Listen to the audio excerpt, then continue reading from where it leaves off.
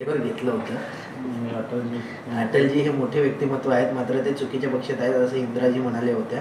अटलजी हे लवकर पंतप्रधान व्हायला हवे होते असं देखील उदयनराजे म्हणाले. राष्ट्रीय स्वयंसेवक संघाच्या कार्यालयामध्ये गप्पा मारताना ते असं म्हणाले. ते कधी खांद्यावर बसले, कधी मांडीवर बसले, कधी त्यांना आपल्याला काय माहीत नाही. या स्टोरी आतमधले असतात, ते काय बाहेर येत नाहीत ना. तर त्यांनी सुरुवात केलेली आहे, शशिकांत शिंदेंना उमेदवारी दिलेली आहे. काय सांगाल, कारण की राजे पहिल्यापासून तयार करताय. शशिकांत शिंदे एक माथाडी कामगारांचे नेते.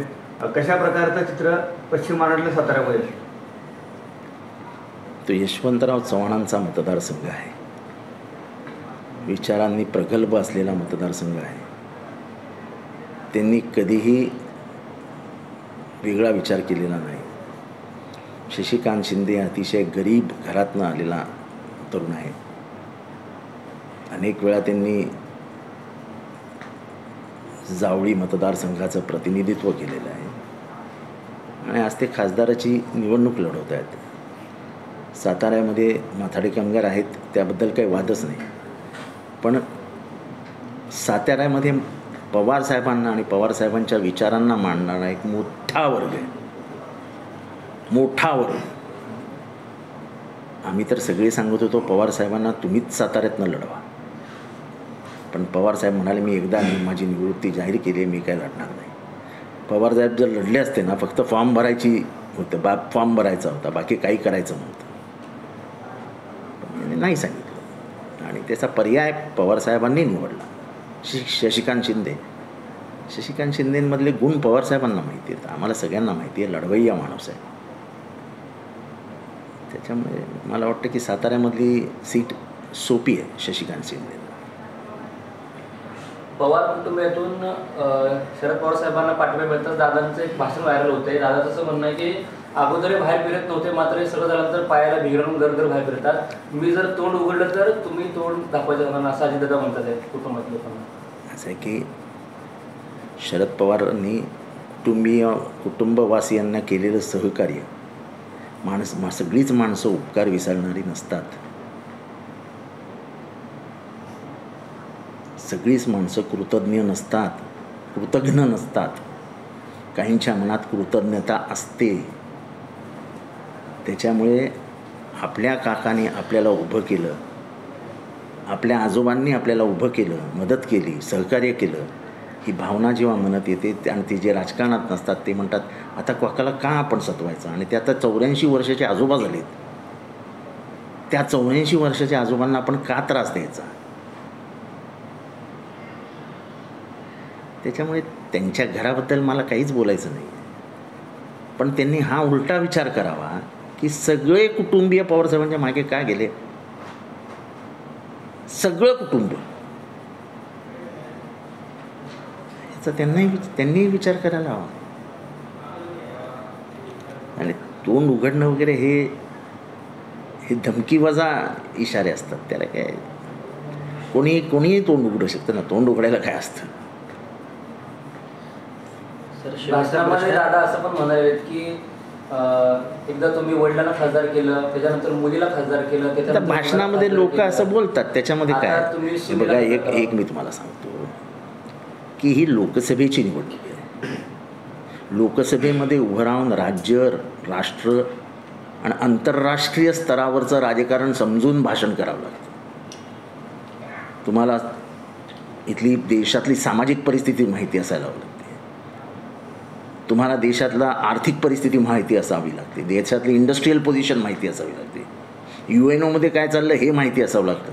आपल्या सिनेमावर काय चाललं हे माहिती असावं लागतं. आणि ह्या सगळ्यांचा म्हणजे विविध जे काही विषय असतात त्याचा अभ्यास करून तुम्हाला तिथे बोलावं लागतं. आणि म्हणून तर 8 वेळा त्या संसदरत्न झाले. आणि 300 म्हणजे जेवढे दिवस लोकसभा चालू असते त्याच्यातल्या एकही दिवस त्या कधी घरी बसलेल्या नाहीत. त्यांच्या एवढा अटेंडन्स लोकसभेमध्ये कोणाचंच नाही. अतिशय सिरियसपणे काम करणाऱ्या खासदार आहेत. अतिशय आपल्याला जी समाजाने जबाबदारी आपल्या खांद्यावर टाकली आहे ती अत्यंत गांभीर्याने. मला ते स्वतः एकदा रेल्वे मिनिस्टरकडे घेऊन गेलेला. एक तर त्यांचे जे संबंध आहेत पूर्ण ब्युरोक्रेसीशी दिल्लीतल्या, मंत्र्यांशी हे म्हणजे वेगळेच आहेत काहीतरी, आणि ते अधिकारवाणीने जाऊन काम करून घेऊन येतात आणि कोणाचंही काम करतात. असं काही नाही की फक्त मतदारसंघापुरत्या त्या मर्यादित आहेत. ते कोणाचंही कोणीही काम सांगावं त्या मंत्र्याकडे जातात, लगेच काय सही बी करायची असते तर लगेच करून घेतात आणि कामं करतात. त्यांच्यातला जो कामाचा धडाका आहे, फक्त ते कधी असं बोलून दाखवत नाहीत, मी हे काम केलं, मी ते काम केलं, मी अमुक केलं, मी तमुक केलं. ते काही त्यांच्या तोंडातनं कधी निघत नाही, की पवारसाहेबही कधी बोललेले आम्हाला आठवत नाही. बारामतीमध्ये एकीकडे संपूर्ण देशाचं लक्ष लागलेलं आहे, एकीकडे सुळे विरुद्ध पवार असा सामना सुरू असताना मात्र देवेंद्र फडणवीस असं म्हणणं आहे की हा सामना सुळे विरुद्ध पवार किंवा पवार घराण्याचा नाही, हा सामना नरेंद्र मोदी आणि राहुल गांधी, त्यामुळे कुठे लक्ष विचलित करण्याचा प्रयत्न केला असं वाटतंय का? कोण लक्ष विचलित होतं? कोणाचं लक्ष विचलित होतं? Baramati is equal to Pawar, आणि आता अधोरेखित झालं की शरद पवार. पहिली MIDC आणली आणि तिथनंच सगळा खेळ फिरला ना. एवढं पाणी, एवढी हिरवळ, एवढ्या मोठ्या मोठ्या कंपन्या, बारामतीची झालेली अभूतपूर्व प्रगती,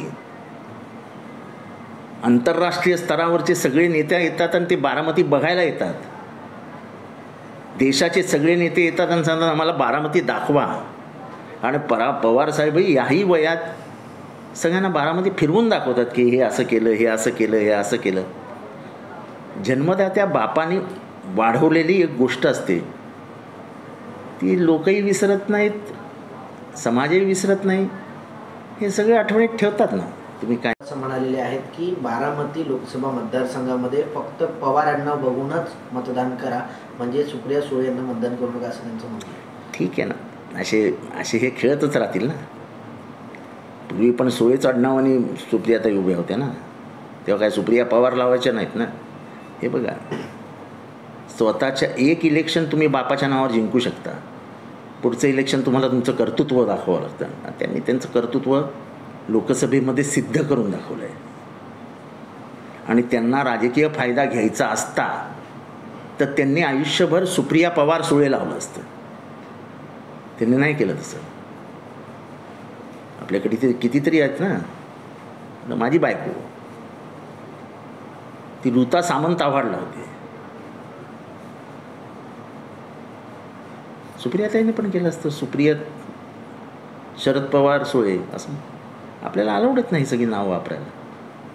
पण आपल्या वडिलांचा वारसा चालवत असताना त्यांचा फक्त वैचारिक वारसा मी चालवीन असं स्पष्ट मत आहे त्यांचं. आणि ही लढाई माझ्या म्हणजे कुठल्याही मुलीला, आपल्या वयोवृद्ध बापाला इतका त्रास होत असताना ती कशी काय शांत बसेल? तरी त्यांनी खूप सहन केलं आहे, खूप सहन. त्यांनी कधीच तोंड नाही उघडलं की घर तुटू नये, हे घर एकत्रित राहावं. बाबांनी एवढं सगळं सांभाळून ठेवलेलं आहे, सगळ्यांना एकत्र करून ठेवलं आहे, ह्याला जराही कुठेही सुरुंग राखता कामा नये. म्हणून त्यांनी इतकं स्वतःचं मन मारलं की कधी कधी मला त्यांच्याकडे बघून आश्चर्य वाटतं. पण लोकांना प्रेम, हृदय ह्याचा अर्थही माहीत नसेल तर काय करायचं? भारताच्या संगीत क्षेत्रामध्ये काही काही गाणे अशी आहेत ना, ती त्याला लगेच जोड लावता येते. आता मी जे गाणं काल आठवलं मला राज ठाकरेंचं भाषण ऐकल्यानंतर, जब भी जी चाहे वही दुनिया बसा देते हैं लोग, एक चेहरे पे कहीं चेहरे लगा लेते हैं लोग, जाने अरे कुठेही चेहरे, कितीही चेहरे लावा,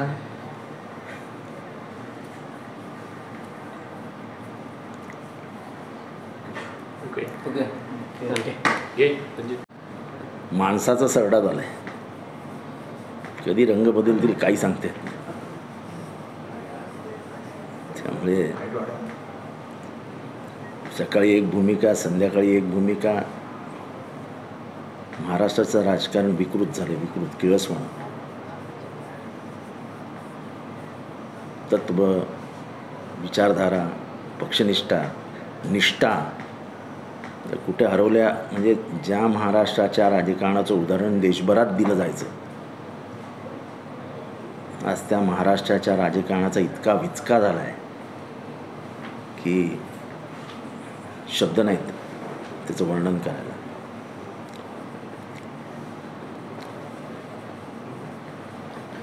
राज ठाकरेंनी बेरोजगारीचा मुद्दा मांडून तरुणांना नोकऱ्या न मिळाल्यास देशात अराजक माजवणार असल्याचं सांगितलं. मात्र गेले 10 वर्ष भाजपची सत्ता आहे, त्यावर त्यांनी म्हणजे अजूनही बेरोजगार असतात. ह्या देशामध्ये 83% युवक बेकार आहेत असं इंटरनॅशनल लेबर ऑर्गनायझेशनने जाहीर केलं आहे, ILOनी.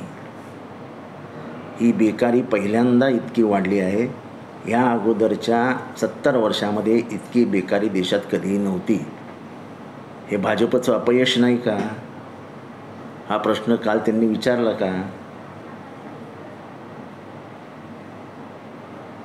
बिनशर्त पाठिंबा दिल्यावरती सगळं आता गेलं. आता काय अधिकार बिधिकार नाही तुम्हाला विचारायचं. काल विचारायला पाहिजे होतं की 83% बेकारी या भारतात. तुम्ही 2 कोटी नोकऱ्या देणार होतात वर्षाला, कुठे गेल्या? उलट्या कंपन्या प्रायव्हेट होऊन विकण्याचंच काम जास्त चालू आहे भारतामध्ये. काय माहीत काय आहे, न सुटणारं कोड आहे ते. मी त्यांना बिनशर्त पाठिंबा देतो आहे, पण व्याभिचाराला मान्यता नाही. म्हणजे कोणाला मान्यता नाही? आपण समजू शकतो की भाजपाला काही हे नाही आहे, पण मग ते इतर दोघं आहेत त्यांचं काही नावही घेतलं नाही. म्हणजे त्यांची विकेट काढायची इरादे आहेत की काय?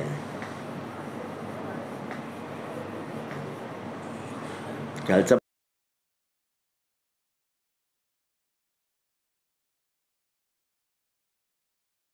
वाटतं कोणता जिंदा घेऊ आधी. 2019च्या निवडणुकीच्या वेळेस फडणवीसांनी असं म्हटलं होतं की राज ठाकरे हे किरायानं इंजिन देतात आणि आता तेच इंजिन भाजपला येऊन मिळालेलं आहे. बरं झालं सोशल मीडिया आहे, नाही तर लोकांना आठवलं पण नसतं हे सगळं. आता लोकांना कमीत कमी तो मागच्या वर्षी काय बोलला हे तुम्हाला दाखवता तरी येतं. म्हणजे कमीत कमी लोकांना त्याची तरी लाज वाटली पाहिजे की हे महाराष्ट्राला परत दिसणार आहे. मी जे बोललोय ते माझ्या तोंडावर मारणार आहे महाराष्ट्र. नाहीतर आधीचे दिवस असते तर कोणाला काय कळलंही नसतं 5 वर्षापूर्वी काय बोलले ते. लाव रे तो व्हिडिओ. 2019च्या सगळ्या टेप सगळ्यांकडे आहेत. त्यामुळे भूमिका बदलताना आता विचार करा, लोकांपर्यंत तुमचं सगळं जातं. तुम्ही काय बोललात, तुम्ही संपलेले आहात असं कोण बोललं तुम्हाला, हे सगळं जातं. आणि आज जेव्हा तुम्ही त्यांच्या खांद्यावर हात घालता तेव्हा लोक ते म्हणजे तुमच्याच कार्यकर्त्यांनी खरं तर ते जमा करून ठेवलेलं असतं. अरे काय साहेब बोलले रे, काय साहेबांचं भाषण झालं, ते सगळं जमा करून ठेवलेलं असतं. आणि मग तेच त्या पानावर जाताना मागतात, अरे असं काय बोलले रे साहेब. काय पर्याय नसतो. आणि त्यामुळे मला आठवतं की आमची कोर्टात जेव्हा केस चालू होती सुप्रीम कोर्टात, तेव्हा एक वाक्य पटकन उच्चारलं गेलं, the saddest thing about Indian politics is voters and workers have been taken for granted. त्यामुळे कार्यकर्त्यांना आणि मतदारांना गृहीत धरायला लागलं आहे. कार्यकर्ते एका ईर्षेने काम करतात, एका विचारासाठी काम करतात. जे मतदानही होतं ते एका विचारांवरती होतं, त्या नेत्याकडे बघून होतं. तुम्हाला जेव्हा एखादा माणूस मतदान करतो तो तुमचे विचार आवडल्यामुळे, तुमचा नेता आवडल्यामुळे मतदान करतो. आणि जेव्हा तुम्ही ते सोडून जाता तेव्हा तुम्ही कधीतरी मतदारांचा विचार करता की मतदारांनी आपल्याला मत का दिलं.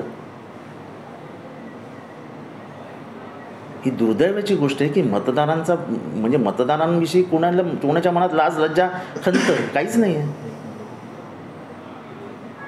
म्हणजे कालपर्यंत ज्या BJPला तुम्ही शिवी घालत होत्या त्यांच्या मांडीला मांडी लावून बसताय. तुम्हाला काय वाटतं लोक तुम्हाला विसरतील की तुम्ही काय बोलले होते. आता शिंदे साहेब जेव्हा बाहेर पडले तेव्हा म्हणाले आम्ही बाहेर पडलो कारण का अजितदादा आम्हाला मदतच करत नव्हते. आज दोघंही फुगडी खेळत आहेत. असं नाही चालत. हे सगळं जाणार ना लोकांपुढे.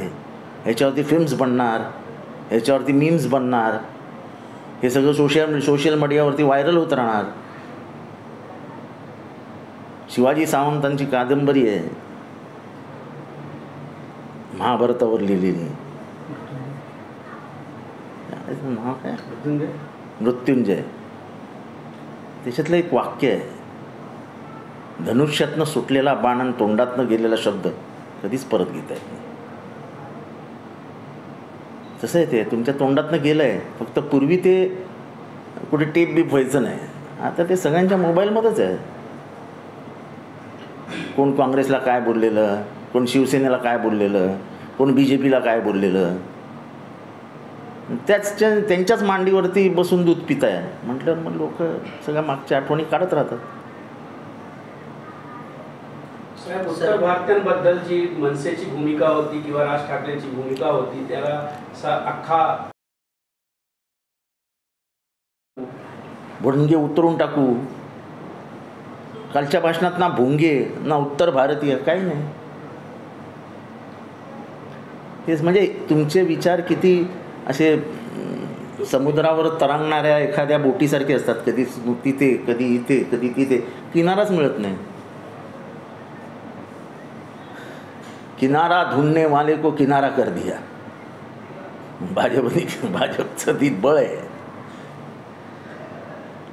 सर जागा वाटपावरून आत्ताच मारामाऱ्या सुरू आहेत असं देखील काय कुठे मारामाऱ्या, कोणाच्यात मारामाऱ्या माहितीमध्ये. मात्र आता राज ठाकरे मला विधानसभेला सुद्धा अशाच प्रकारे महायुती आणि विधानसभा आणि त्यांचा हे मला काय करायचं आहे. मी त्यांच्या घरात राहतो का? तुम्ही माझ्या पक्षाबद्दल बोला, मी माझ्या पक्षाबद्दल मला जेवढी माहिती आहे तेवढं सांगेन.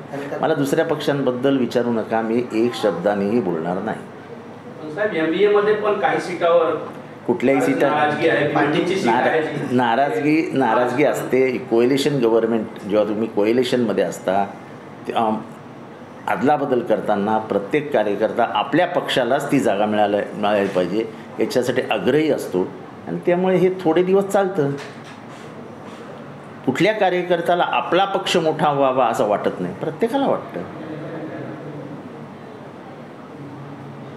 मनसेच्या पाठिंब्यामुळे महायुतीला पोषक असं वातावरण ठरणार का मुंबईमध्ये, खास करून मराठी 6 लोकसभा मतदारसंघ आहे. क्रीडा मैदान जवळ आहे ना. 9, 14, 19 बघा मतदान, लावा कॅल्क्युलेशन. सर पाठिंबा जरी दिला असला तरी पक्ष फोडून राजकारण करणार नाही असं राज ठाकरे म्हणाले. नेमका त्यांचं पक्ष फोडणाऱ्यांबरोबर जाता कशाला? राज ठाकरेंनी आता बोलूच नाही. आता त्यांनी झालं ना, त्यांचं काम झालं ना काल. खरं तर काल त्यांनी भाषण पण करायला नको होतं, एक ट्विट करायला पाहिजे होतं की मोदींना बिनशर्त पाठिंबा, मात्र व्याभिचाराला मान्यता देणार नाही अशी राजमान्यता मी देतो आहे. असं एवढं ट्विट केलं असतं तरी चाललं असतं. एवढं कशाला वगैरे ते म्हणजे एका वाक्यासाठी एवढं मोठं भाषण करावं लागलं, त्याला जे अर्थही नाही, त्याला काय बोलायचं. सर भाजप हद्दपार होण्याची शक्यता असताना जिल्ह्यामध्ये एक जिल्हानिहाय कार्यालय ठाण्यामध्ये भाजपने उभारलेलं आहे. काय वाटतंय भविष्यामध्ये भाजप हे बघा तो राष्ट्रीय पक्ष आहे. राज्यव्यापी जे पक्ष आहेत, जरा आपण स्टेट लेवल पार्टीज ज्याला म्हणतो, राज्याच्या राजकारणात असलेले पक्ष आहेत, त्यांना गिळंकृत करणं ही त्यांची सवय आहे. आम्ही तर काय त्यांच्या विचारधाराशी कधीच सहमत होणार नाही, त्यांच्याबरोबर जाणारही नाही. त्यामुळे हे ऑफिस त्यांनी कोणासाठी बांधलं आहे आणि कोणाला ठाण्यात त्यांना संपवायचं आहे हे आम्ही काय सांगणार. ऑफिसच दाखवते की त्यांना कोणाला संपवायचं आहे. कारण काल फडणवीस देखील भाषणामध्ये म्हणाले की भाजप हा इथला मुख्य पक्ष आहे ठाणे प्रदेशातला. एकीकडे ठाणे लोकसभेवर त्यांनी दावा ठोकले. ते ठीक आहे, ते पण ते कृतीतनं आता सांगायला लागले. कालपर्यंत आज बोलले असतील पण ते कृतीतनं दाखवतील की तुम्ही कोणीच नाही ठाण्यात, आम्हीच आहोत.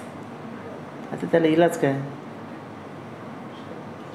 तुम्हीच तुमची ताकद क्षीण करून घेतल्यावरती हे तुमच्यावर हल्ले होणार हे कळायला हवं होतं. United we stand, divided we fall, असं इंग्रजीमध्ये एक म्हण आहे.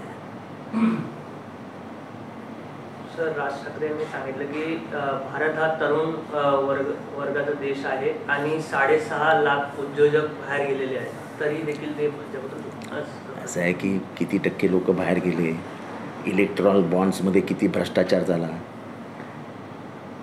नोकऱ्या मिळत नाहीत, हे होत नाही ते होत नाही, तरी मी तुमच्या मागे आहे. म्हणजे काय गंमतच आहे ना. म्हणजे तू भाषण होतं का विनोद होता हेच समजत नव्हतं. शेवटचा प्रश्न सर, रेल्वे इंजिन सोडणार नाही असं राज ठाकरे म्हणाले, मात्र बिनशर्त पाठिंबा देत आहे. कसं बघता, त्यांना ऑफर पण दिली गेली होती कमळाची, मात्र त्या चिन्हावर ते लढले नाही. त्यांचं असं देखील म्हणणं आहे पक्षासंदर्भात चिन्हासंदर्भात नो कॉम्प्रोमाइज. ते कधीच कॉम्प्रोमाइज करत नाही. कॉम्प्रोमाइज हे शब्दाचा अर्थच त्यांना ते मानत नाहीत. सर, काँग्रेसचे जे वाघमारे आहेत, राजू वाघमारे, हे शिवसेनेमध्ये आले आणि त्यावेळेस मुख्यमंत्र्यांनी असं म्हटलेलं आहे की 2 पक्ष जे आहेत ज्यांना झेंडा नाही, अजेंडा नाही, आणि ते दोन्ही मिळून काँग्रेसला हायजॅक करत आहे, असं मुख्यमंत्री म्हणाले.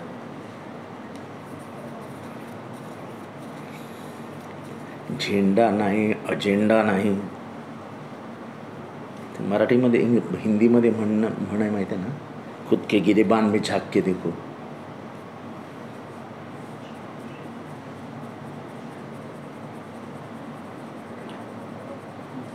काँग्रेस प्रदेशाध्यक्ष नाना पटोलेंच्या गाडीला अपघात झाला. कुठे त्यांच्या सगळे व्यवस्थित आहेत. मी आत्ताच माहिती घेतली. त्यांची तब्येत व्यवस्थित आहेत, ते सुखरूप वाचलेले आहेत. महाराष्ट्रातील तमाम जनतेचा त्यांना आशीर्वाद आहे.